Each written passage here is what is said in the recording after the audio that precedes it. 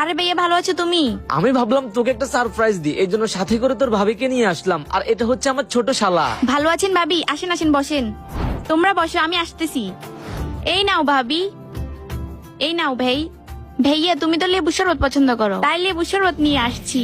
তাহলে তুই এখনো ভুলস নাই যে আমি লেবু শরবত পছন্দ করি। আচ্ছা তোর জামাই কোথায়?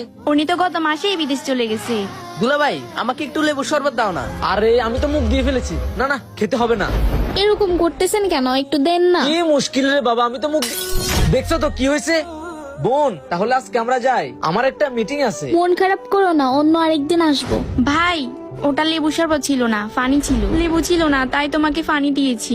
আরে পাগলি, আমি জানি ওইটা লেবু শরবত না, পানি ছিল। সেই জন্য তো ইচ্ছে করে আমি আমার ছোট শালাকে দেইনি। আর সরি, তোর গ্লাসটাও ভাঙতে হলো। তোর ভাই আমি, সবার সামনে কিভাবে তোকে অপমানিত হতে দেখি। মেরা ভাই, ছোট বোন থাকলে কমেন্টে বলি আলহামদুলিল্লাহ।